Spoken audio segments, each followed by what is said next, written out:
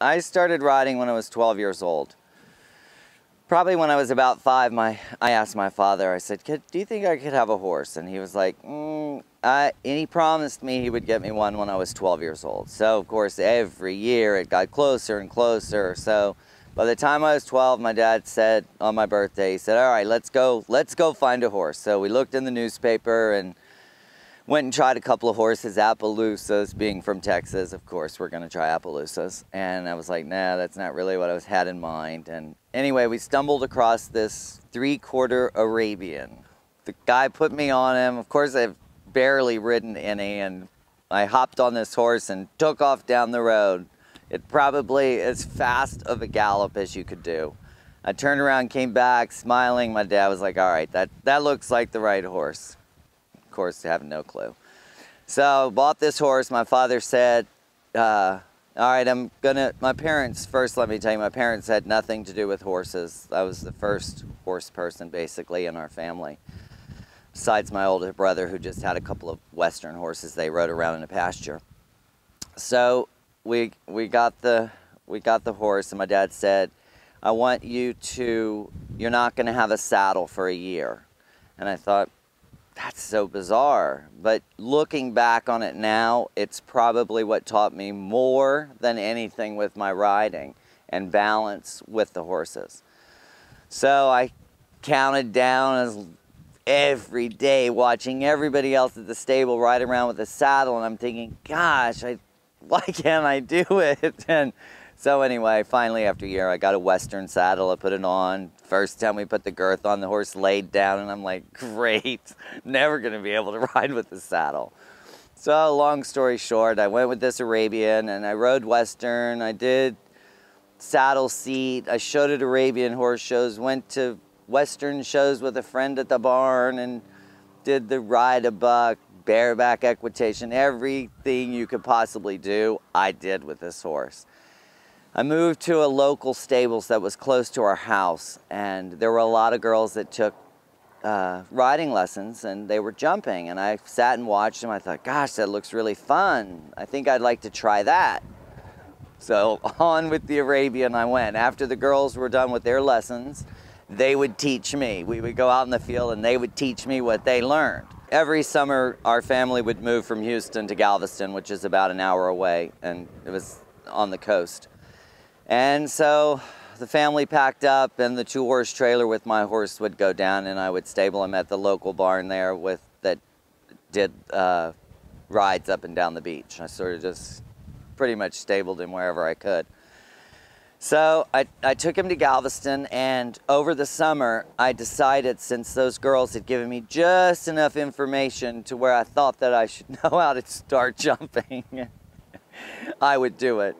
So we had like a yard in front of our beach house, and I thought, we had a picnic table sitting out there, and I thought, well, I think I'm gonna just start with the bench and just try and jump, back and forth. Of course, I was bareback again. So I started jumping the Arabian back and forth over the bench. By the end of the summer, I was jumping the entire picnic table and both benches bareback. That is when I knew this was what I was going to be doing. I'd barely made it through high school because of my attention. I was like, horse, horse, horse. So my mom was like, you have to graduate from high school. I don't care what it takes, you've got to do it. So my dad made a deal with me after high school. He said, all right, since all the other kids are going to college, I'll let you go and ride with who you want to ride with. And so I did some searching, and early on I loved watching Charlie Weaver and Rodney and Bernie. I enjoyed watching everybody ride. I was a little bit into the jumpers at this part of my life, and so I picked going to ride with Bernie Traurig. That was going to be my first college experience. So I went to ride with Bernie. He was awesome. I learned so much there early on in my riding. I kept a journal through the whole time, every single day, everything he told me, and I pretty much went home, shared it with my friends, and everybody thought it was so cool. think I rode with Debbie Stevens at the time, Billy Glass. I just sort of went from place to place, Michael Matz, and just tried to learn as much as I could and figure out what end of the sport I was going to do. Hunters, jumpers, both. And I pretty much liked everything to do with horses. It didn't really matter. So I came back, and after my 4 years of college for riding, and I sort of struck another deal with my dad, because I'm like, wait a second, if I had gone to law school, I would get 3 more years because of my brothers are attorneys. So he was like, all right, keep going. And so I kept going, and time went on, had great amateur hunters, sold my amateur hunters way before indoors every year. I never showed as an amateur at indoors because everybody wanted to buy my horses, which was good news, bad news for me. But looking back on it, it was probably the right decision, because it made my parents realize that probably I could do this for a living and someday I would move out. So from there, I had to talk with my parents, and they were like, okay, it's probably time you need to. I think I was probably around maybe 24 or so, and that's when I turned professional. And I can remember thinking, wow, this is going to be really, really strange becoming a professional when I've done this just sort of pretty much just fun, even though it was a learning experience.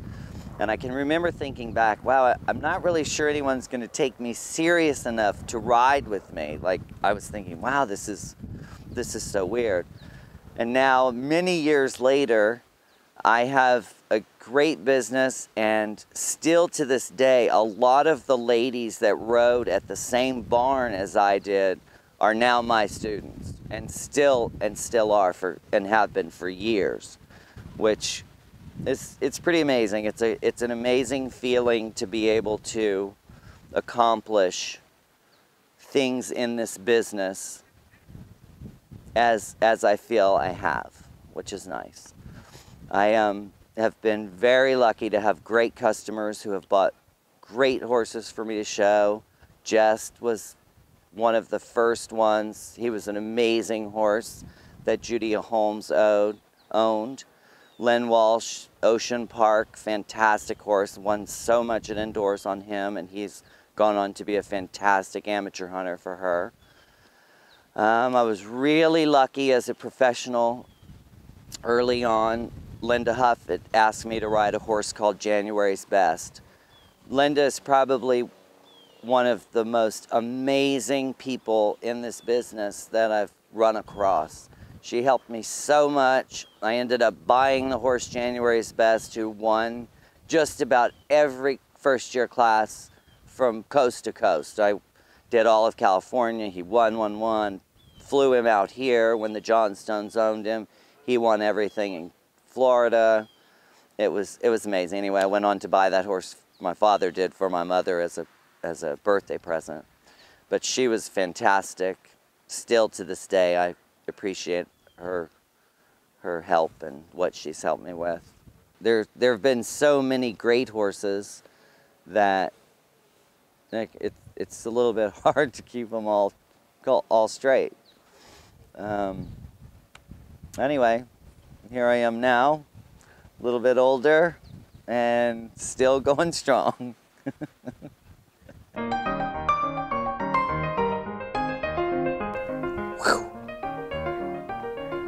Wow, Arabian.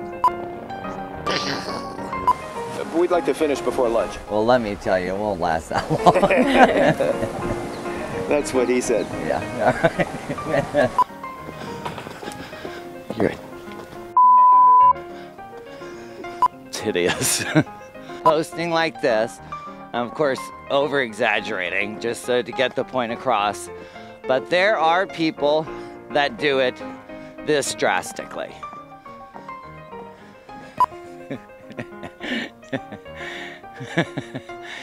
It's sort of funny. right, cut. Oh, that's so funny. So true, though.